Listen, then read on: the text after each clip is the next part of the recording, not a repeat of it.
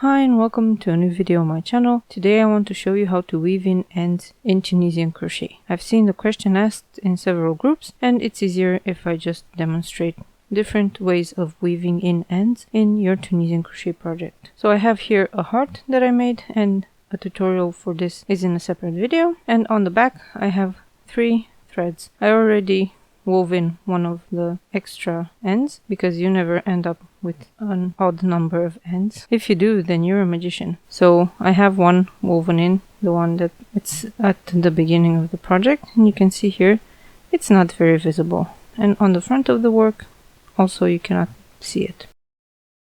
So with these 3 ends I will show you 3 ways in which I weave in ends on Tunisian crochet projects, depending on what you're going for and depending on the type of yarn that you use, the stitches that you have, and so on. So I'll take first this yarn end, which I moved from here. This is where the project stopped, where I closed up this little bit. And of course you need a tapestry needle and a pair of scissors to cut off the excess yarn. So since this is a simple stitch project, I can go vertically or perpendicularly to the rows. So I will not go along the bumps on the back, I will go like this. Normally I recommend that you leave about 15 to 20 centimeters of yarn to weave in, and I say this because you need to have enough to go back and forth 3 times for about 2-3 centimeters or a bit more. So when going across, you want to pick up the back bumps here, and you can sometimes pick up 2 back bumps in each stitch or in each row, but make sure that nothing shows on the front of the work. After you've made about 4 centimeters, you return, going back in some parallel stitches.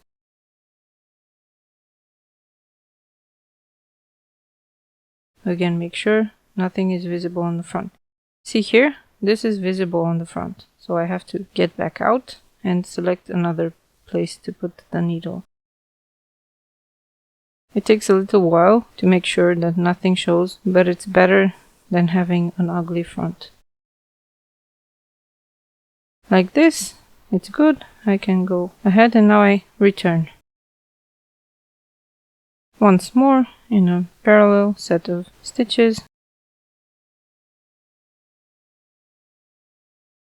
I can pick up some loops. Nothing is visible on the front, and that's it. The end is woven in. If you want to, you can make this one longer. And then cut off the little piece that is left.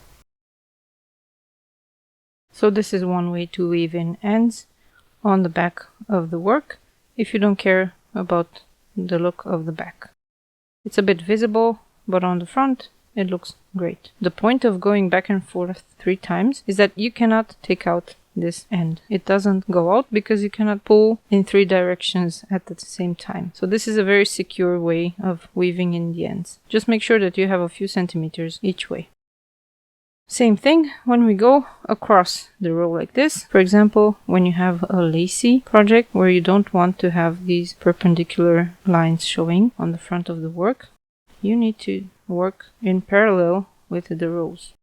So we will be working along the back bumps of the stitches, but first we need to reach them because we're on the edge of a circular bit here. Once we reach one of these rows, we just go along like this. Just like before, we will go back and forth 3 times for about 3 to 5 centimeters. Then we return on the next row. If you have a lacy project, then make sure that when you pass on to the next row, your yarn is not visible.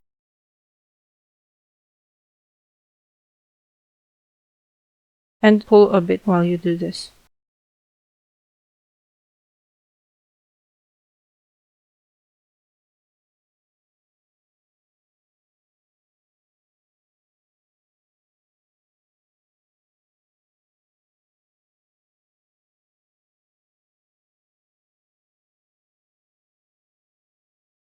This is the second method, finished, and the end is woven in nicely and you can't even see it.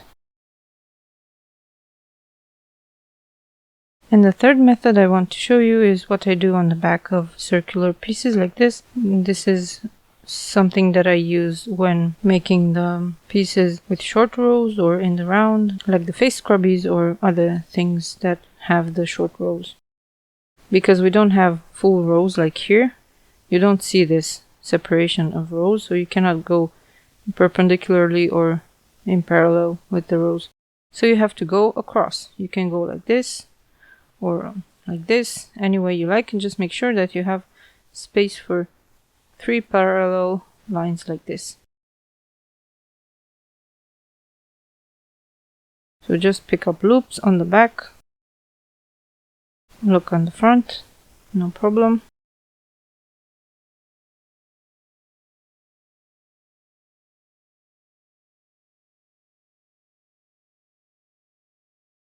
And then going back for about 4 or 5 centimeters, checking on the front, all is well.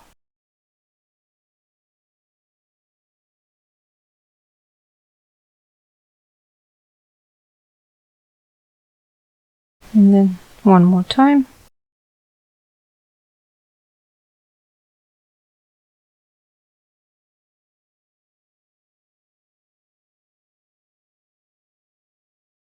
And that's it.